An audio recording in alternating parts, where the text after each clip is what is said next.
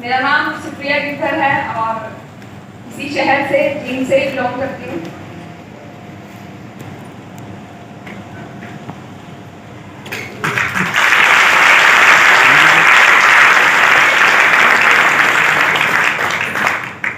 मैंने MSc B.Ed की है और उसके बाद जैसे मेरे पापा ने बताया कि मैं भी जॉब करना चाहती थी, नौकरी करना चाहती थी, क्योंकि जब भी हम पढ़ लिख जाते हैं, पढ़ाई पूरी हो जाती है, तो हम सभी का एक सपना बनता है कि बस 15-20 हज़ार की अच्छी सी नौकरी मिल जाए और हमें कुछ नहीं चाहिए। मेरा भी यही सपना था और मैं गई भी, मैंने बहुत सी नौकरियों की तलाश भी की, मुझे मिल भी गई, लेकिन उसके बाद भी वो जॉब करने के बाद मुझे जैसे बताया गया कि एक स्कूल में मैं गई थी जॉब करने के लिए और वहां पे उस टाइम पर क्लास नहीं लग रही थी, टेस्ट चल रहा था और बताया गया कि आज क्लास नहीं लगेगी, आप रिसेप्शन पे बैठ जाओ। वो मेरा स्कूल का पहला दिन था और वहां जब मैं बैठी और मैंने बोला कि मुझे नहीं पता क्या बात करनी है, मुझे तो स्कूल के बारे में भी ज्यादा सी नॉलेज नहीं है, तो उन्होंने मुझे बोला कि आपने कुछ नहीं करना, आप जो बाहर से आता है उसको डायरेक्ट प्रिंसिपल ऑफिस में नहीं जाने देना, आपने उनको रोकना है, पूछना है, सोफे पे बिठाना है, उसके बाद अंदर से परमिशन लेके फिर उनको जाने देना। मैंने कहा ठीक है, ये तो मैं कर सकती हूँ। तो मैं वहां बैठ गई। पहला ही जो व्यक्ति आया, मुझे नहीं पता था वो कौन है, मैंने उसको बोला हाँ जी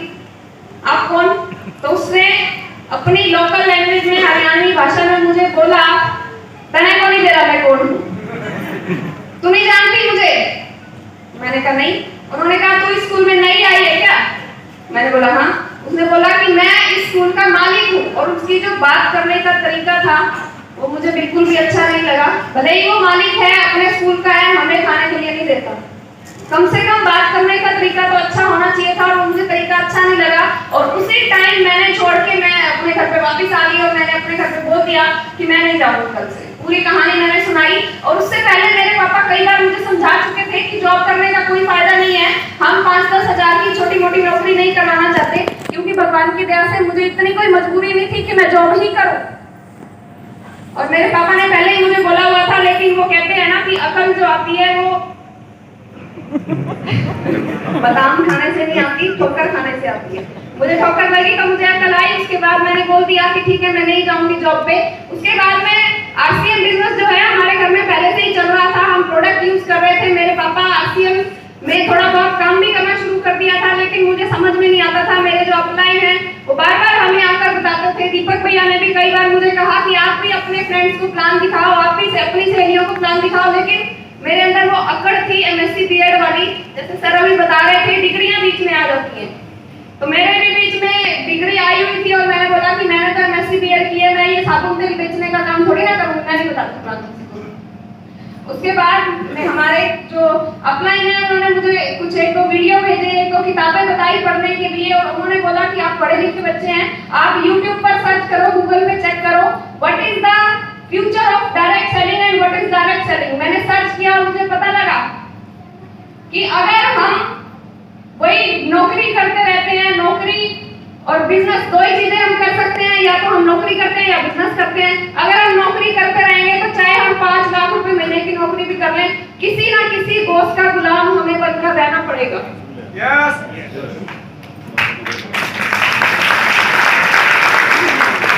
यानी कि किसी ना किसी के अंदर काम करना पड़ेगा और वो मैं खामियाजा पहले ही भुगत चुकी थी जब मैं पहले दिन स्कूल में गई।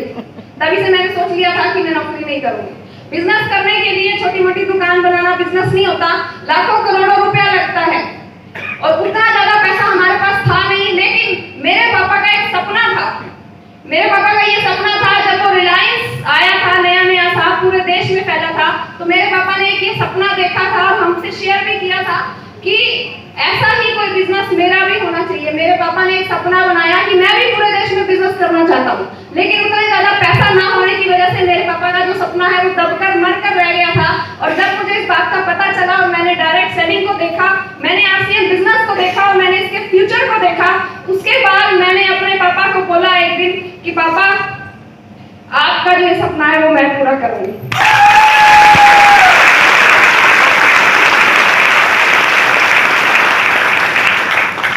बोल तो दिया, लेकिन बाद में उस टाइम तो मैंने भावनाओं में बोल दिया, लेकिन बाद में जब सोचा कि कह तो दिया अब होगा कैसे, तो फिर वो कहते हैं ना कि जब हम एक डिसीजन ले लेते हैं तो भगवान भी आपकी मदद करने के लिए तैयार हो जाते हैं, पूरी कायनात मदद करने के लिए तैयार हो जाती है। और ऐसा ही हुआ, आरसीएम बिजनेस मुझे समझ में आया और उसके बाद लॉकडाउन हुआ। लॉकडाउन के बाद सब लोग घर पे थे, हम सभी अपने अपने घरों में बंद थे और मैं भी अपने घर में थी और घर में कुछ इतना ज्यादा काम होता नहीं था।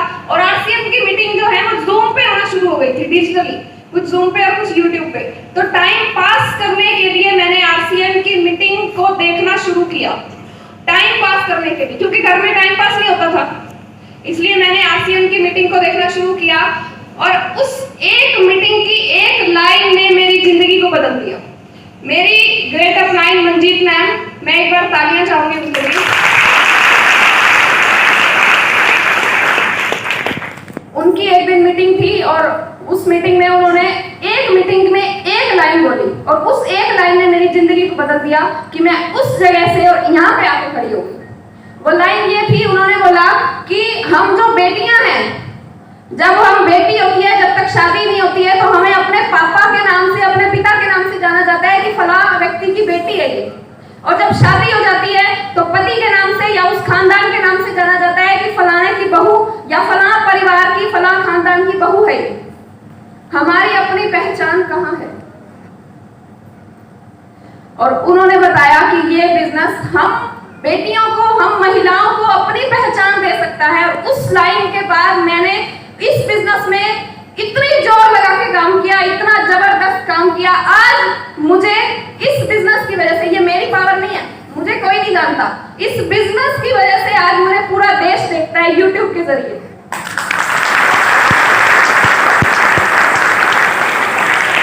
और मेरे पापा का जो सपना था कि पूरे देश में बिजनेस होना चाहिए, वो भी इसी सिस्टम की वजह से पूरा हुआ, वरना मेरी और उनकी कोई ताकत नहीं है। इस बिजनेस की और इस सिस्टम की वजह से आज हमारा बिजनेस लगभग 12 से 15 स्टेट में जा चुका है, यूट्यूब की वजह से और इस बिजनेस की ताकत की वजह से। साथियों, मैं अपने आप को, मतलब मैं अब ईगो नहीं दिखा रही हूँ, मैं सिर्फ ये बता रही हूँ कि इस सिस्टम की ताकत क्या है। मैं एक छोटे से परिवार की लड़की जिसने कभी अपने शहर से बाहर निकल के नहीं देखा था, आज उस लड़की को लोग टीवी पे देखते हैं।